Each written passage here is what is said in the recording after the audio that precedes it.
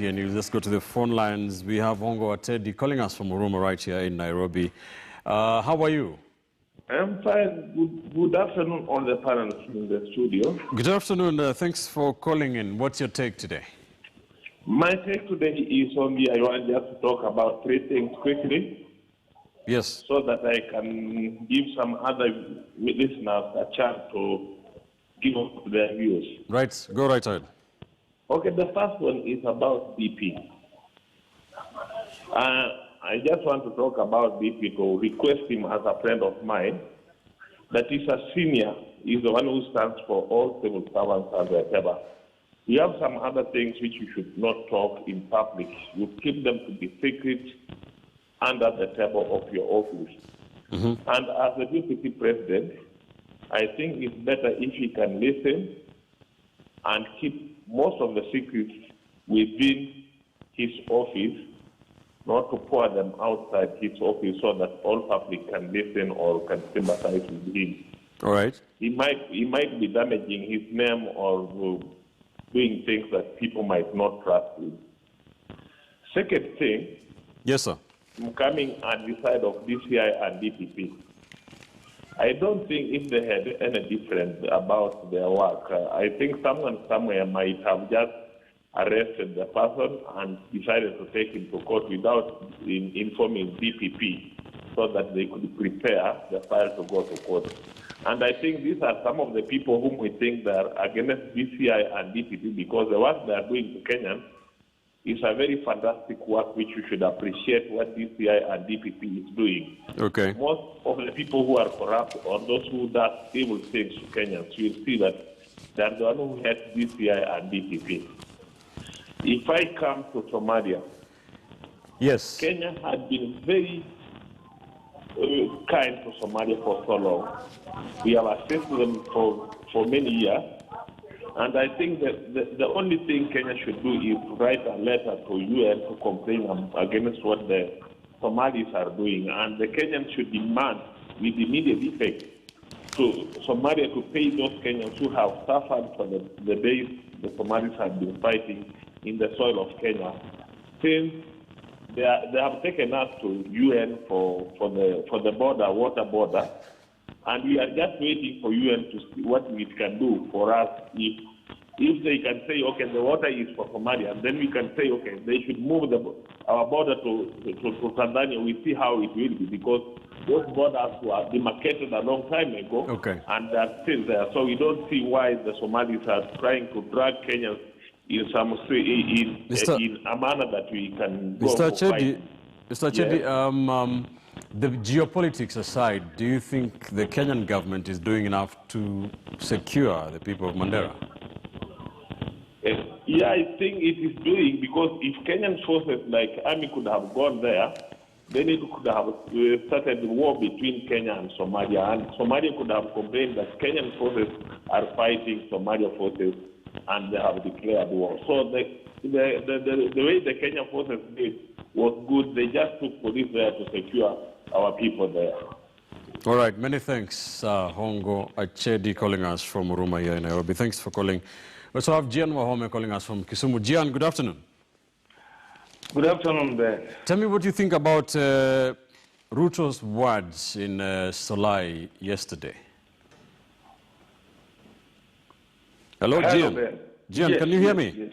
Yeah, I can hear you. Yeah, talk to us. Okay, I've heard your question. It's so sad. It's so sad, Ben, that unfortunately a man, the second in command, the second powerful command person in the country, talked like that yesterday. And it really pains me as a person who, during my very young age, I witnessed a period whereby this country was really going to the turmoil. And if we continue this way, and if this country, such a person can talk like that, because what Ruto talked yesterday was, he was really talking to his people, and you could see a man who was trying to communicate a certain message to his people. But let me put that aside, Ben, and come back to Kenei, the person. It's so unfortunate that a young person of that age, Right, that his life was taken, and at the moment we've taken this and blown it in a political direction.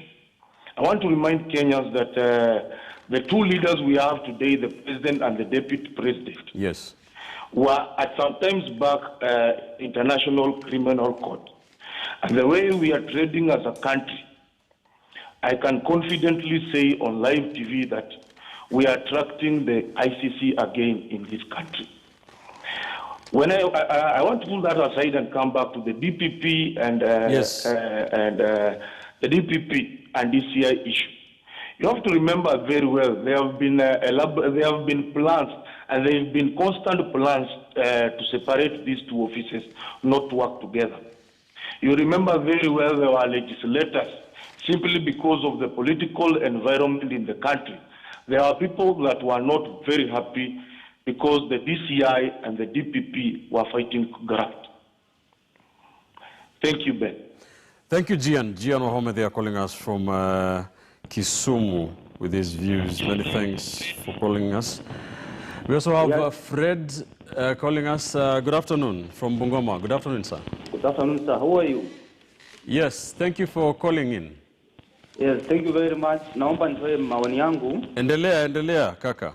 Nashukuru sana Kitili. Kwanza nataka nianze na hii hoja yetu ya Mandera. Nataka kueleza kwamba serikali yetu haijakaa katika nafasi nzuri sana ya kutetea Mkenya. Nataka kutoa mfano tu mwanzo. Hata rafiki yangu umbo wa kiume anapotembea huo unamuona anainua mkuu, anaanza kukojoa, kuonyesha kwamba yeye ni sehemu yake na yeye ndiye yupo. Watu wetu wa Mandera wameanza kuathirika tayari kwa ajili ya hizi vita za majirani wetu. Naam. Kivipi? Moshi la bomu limeanza kutanda katika sehemu ya nchi yetu.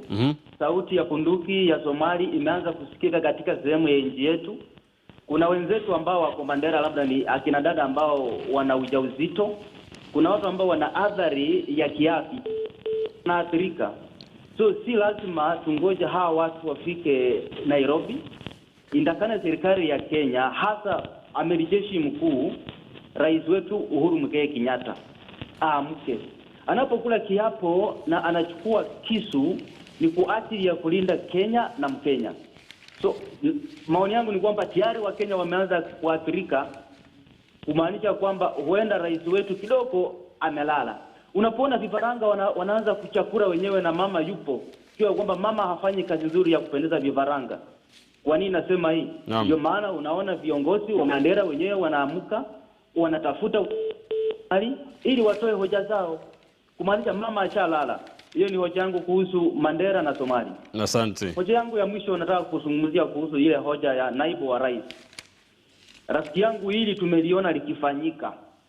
Nataka kutoa mfano kuanzia 1978 chini ya uongozi wa Mzee Kenyatta na Moi. Watu waliokuwa marafiki wa karibu wa Mzee Kenyatta hawakutaka Moi aingie uongozini. Wakaweka mbinu mingi sana ya kukataza Moi asiingie uongozini. Basi wakati Mungu alikuwa amesema Moi atakuwa, mwisho alikuwa. Saa hii serikali ya Uhuru Kenyatta ambaye ni junior mtoto wa Mzee Kenyatta na Ruto ambaye kama Moi, mipango zimeanza kuwekwa za kufanya Mkalenjini wa pili aidha asiingie uongozi kupitia kwa mbinu ambazo wanazozifanya. Mbinu ya kwanza, rafiki yangu, hii ni maoni yangu. Naam. Mbinu ya kwanza ni ili kongamano tunaanza kuliona la BBI. Kwa nini nasema hivi? Utaona kuna chembe fulani ndani ya viongozi wanaopatikana kwa BBI, wanatamka inakuja straight. Kama juzi nimeona kiongozi mmoja akisema Uhuru Muigai Kenyatta hataweka uongozi chini ya mikono ya mwizi. Lile jina mwizi unapoliandama sana linaoana na jina la Ruto. So kuna mipango mikubwa kwamba Ruto aidha auawe kisiasa au awe kimwili, na kama si hivyo walete ile hoja ya kumrudisha ICC na hizi tumeziona. Asante. Haya. Asante kwa maoni yako. Una maoni mazuri sana. Asante sana Freddy Chongano kwa kutupigia simu. Freddy Chongano calling us from Bungoma with contributions. We also have one here from Dan Terer calling us from Baringo. Dan, good afternoon. Good afternoon. Yes, sir. Go ahead. What is your take today? What do you think about what's happening in this country? Okay, let me start with the issue of Somalia. Yes, very quickly. Yes, President Uhuru Kenyatta will not talk tough. He should act tough. Okay. In fact, as we speak today, we should not be talking of the issue of Somalis fighting in Mandera. We should be hearing of the hard stand taken by the Kenyan forces by not only bombarding them, but sending them to the heart of that country and secure not less than 10 kilometers from Kenya's boundary. President Farmajo should understand that since the time of Red Barret when he was before those days, early 90s, Kenya has been a good neighbor to them. And this country cannot tolerate a neighbor who keeps on poking their nose into the boundaries of this nation. Recently, we saw what happened in Indian Ocean.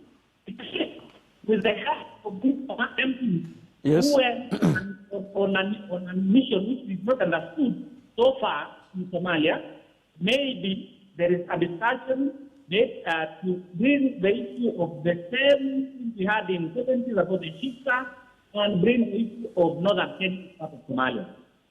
Farmajo should understand that Kenya is not a country to be joked with, and the president is act up. He's given him mandate to speak on behalf of all Kenyans, and we cannot allow that to continue any longer. Number two, on the issue of the Deputy President William Ruto. Yes. Kenyans should know and understand that this is not the first time President Uhuru Kenyatta and Aruka Mtu. In 2007, I believe he became the first opposition leader in the recent Kenya after President Uhuru in to jump the opposition and join the ruling party. In 2007, we saw that. Right now, there is a grand plan by the president through his capital to undermine the office of the deputy president and to make sure by the end of this year, the deputy president will be unpopular across the nation. I don't want to talk about the issue of Kenya, the family still moving. I don't want to talk about that one today, but time will come and Kenyans will know the truth. Thank you, Dan. Thank you. Dan Terer calling us from Baringo, and we have a last caller calling us from Meru, Dan Nyaga. How are you, sir? How are you, Ben? Fine, thank you. Talk to us. Kwanza kabisa wacha niongee Kiswahili. Sababu nataka kuongelea mambo ya deputy. Endelea. Kwanza kabisa, unajua hiyo maneno yote deputy president anasema, nimeshangaa sana kuona most of the panelists hapo wana dismiss what Ruto is talking about. Lakini unajua hiyo unapojua Ruto ni second in command. Na hiyo mambo yote anaongea tunapaswa tuichukulie with a lot of seriousness. Sababu itakuwaje deputy president vyenye anaongea hivyo kuhusu DCI? Hawezi ongea hivyo, ni kitu mtu anajua vile serikali kufanya kazi. Kwa hivyo akiongea hivyo ni maneno anajua kwa Nicole Fred na ni kitu amezunguza naye mwenyewe anajua. Kwa hivyo hiyo maneno inafaa iangaliwe kwa umakini sana, sababu kama sisi wafuasi wake huku tunaona kuna watu wako na tabia ya kumsimamisha pale hiyo anapojaribu kuongea mambo ya 2022. Naam. Na sasa sisi kama wafuasi wake tunasema namna gani? Kama serikali yenyewe ile yako kuna watu wanambagua, tutasema namna gani? Nitaambia panelist wajibu hilo swala lako. Sio nasema wajibu, sababu watu wengine hapo ukimwangalia kama bichache na huyo mwingine ameletwa mgeni anaongea mambo ambaye ana dismiss kila kitu. Lazima ongea the context of the argument the president anafanya. Okay. Tuko na wasiwasi. What do you think? What is your take on the DCI and the DPP? Na jinsi ambavyo unafanya kazi. Obviously there is a risk, sababu Kinoti anakaa socialist. Yeye anataka kuionyesha vile anafanya kazi. Na tunajua kuna kazi anafanya anatumiwa na kina Kibicho na wengine. Kwa hivyo aje ukimwangalia is an Islam. Ni mtu anatumia haki. Hata ukiona zile kesi anafanya. Lakini Kinoti yeye anafanya kazi ili aonekane anafanya kazi na serikali. Na kuonyesha watu anafanya kazi. Na ile tunajua yeye anatumika kisiasa. So there's a leak. Tuongeleshe kuhusu Mandera, Somali forces fighting inside Kenya. Kwanza kabisa hiyo ni ukweli, sababu kuhusu Somalia na Kenya nafikiri ni serikali yetu ndio imelala. Hakuna venye watu watapigana watoke huko na vita yao kuja kupigania kwa sekta ya Kenya. Inamaanisha serikali yetu haiko serious, na serikali yetu haiwezi kuwa serious na kuhusu mpaka yetu. Ni Mungu tu analinda watu. Ukiangalia kama watu wa Mandera ambao walipitia Uhuru Kenyatta, walimpigia Uhuru Kenyatta kura mingi sana, lakini wanaishi kulia. Kazi yao tu ni kulia, wanasumbuliwa na Wasomali. Au unajua jeshi inatoka Somalia inakuja kupigania Mandela. Ni kitu haitajiki. It's a very bad picture to our country. Thank you so much, Daniel Nyaga, calling us from Meru, shooting from the hip, as always. Many thanks for all our callers calling in. Very quickly to some of your tweets. Nafis Mohammed says on Twitter, in my opinion, the only thing the Somali government wants is for Kenya to hand over fugitive militia General Abdi Rashid Nanan.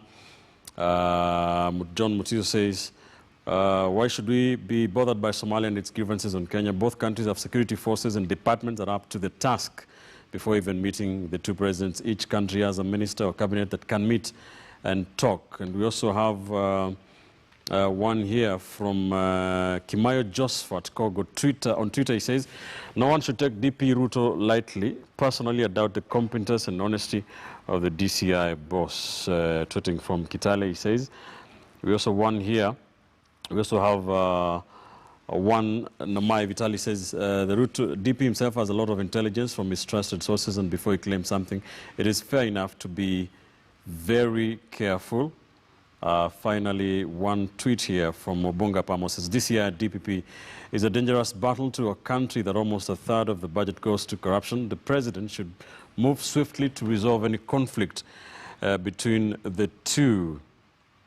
Thank you for your tweets. Of course, keep the conversation going on Twitter. The hashtag is Inside Politics. Gentlemen, give me your final thoughts on what's happening. Daniel Nyaga from Meru says, majority of you dismissed the DP's sentiments, and is not very wise, according to him, to say that. But give us your thoughts as you respond to that. Well, it's interesting because, I mean, all of us say here that the security or insecurity of the president is a national security concern, and we cannot afford people to joke around with that. So I don't think whether that's a dismissal, but obviously you can see that it aligns with his political persuasions or interests. But I think moving forward now as Kenyans, let's look at all these political leaders so that when we get into 2022, we do not make the same mistakes. Because we don't want political leaders who cry at the slightest opportunity. We want political leaders who are going to take morale to the next level. Mm-hmm. Thank you. Ken? Thank you. In answering my friend from Meru, I think human life is sacred. And to put human life at the center of political expediency is unwise. We want to advise all Kenyans to take their lives seriously, to differentiate between politics and life. And lastly, to my brother William Ruto, I only have a statement from a Nigerian author that those whose palm kernels were cracked by benevolent spirits should never forget to be humble. Thank you. I will not bother to answer because facts speak for themselves, and I do not need to explain that the sky is indeed blue. But I have advice for our leaders. Your personal squabbles among yourselves should not render our hearts peaceless. The truth of the matter is this. To say that Kinoti is against DP is to say that there's a silent war between Uhuru and the DP. Because Uhuru is the ultimate boss. Uhuru is the one who can keep Ruto safe. Their squabbles between them should not cause tumbojoto to the rest of us. Get in a room, agree to disagree, and your political ambitions and your political ambitions of stopping someone should not cause this country disquiet. We should be leaders, and leaders know, just like a father and mother know, that their internal squabbles should not cause their child to fail KCPE. And they are causing us unnecessary, completely unnecessary disquiet because the two of them can't talk. Thank you. Enough said. Kipchumba. I think it is the opportunity for Uhuru Kenyatta to stand, to be counted as a statesman, because from where I sit, we are fast heading back to ICC. And I will also urge the people who manage the ICC process to come, and this is the right time to start taking notes, because we we are well in that direction. If Uhuru Kenyatta does not call his house to order, which is Kenya, we are headed there, and all the indications, both the actors in 2007 are in the fix, and if nothing is done, the rising tension and the political intolerance within the country will be worse than coronavirus. Thank you for your thoughts, gentlemen. As always, a pleasure having you in studio here on Inside Politics. Lawyer and political strategist Kipchumba Karori, communication strategist Mark Bichache, lawyer Kenneth Chesa, and political risk analyst Dismas Mokua. Many thanks for joining us here on Inside Politics on KTN News as we put perspective on the biggest political and policy issues in the country. That's where we leave it for today. Be sure to join us this coming and every Sunday from 11 a.m. to 1 p.m. here on Kenya's premier Sunday morning political program, Inside Politics.